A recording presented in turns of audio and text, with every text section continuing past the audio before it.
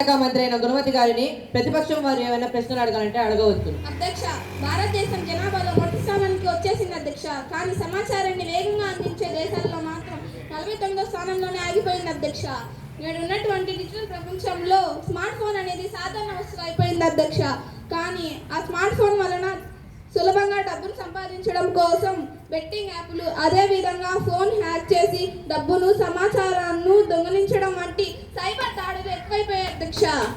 ప్రతిపక్షం వారందరూ నిశ్శబ్దంగా ఉండండి.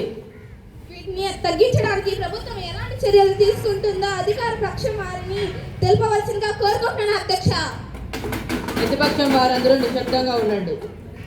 సమాచార శాఖ మంత్రి అయిన గుణవతి గారిని ప్రతిపక్షం వారు అడిగిన ప్రశ్నలకు మీ సమాధానం సభకు తెలుపవలసిందిగా కోరుతున్నాను. అధ్యక్ష, ప్రతిపక్షం వారు చెప్పినట్లు నేడు ఉన్న డిజిటల్ ప్రపంచంలో స్మార్ట్ ఫోన్ అనేది సాధారణ వస్తువే.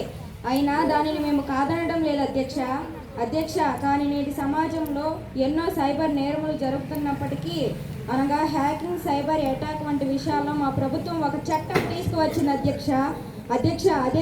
అదేమిటనగా గ్లోబల్ సైబర్ సెక్యూరిటీ ఇండెక్స్ 2025 ప్రకారం మన దేశం అభివృద్ధి చెందిన దేశాల వరుసలలో నెంబర్ 1 దేశంగా గుర్తింపు పొందింది అధ్యక్ష. అధికార పక్షం వాళ్ళందరూ నిశ్శబ్దంగా ఉండండి. ఈ విషయాన్ని మీకు తెలియజేస్తున్నందుకు నేను ఎంతో గర్వపడుతున్నాను అధ్యక్ష.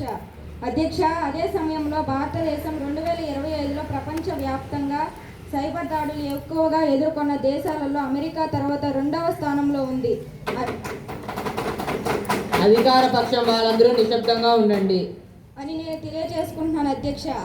అదేవిధంగా బెట్టింగ్ యాప్లను మన ప్రభుత్వం ఎప్పుడో బ్యాన్ చేసింది అధ్యక్ష.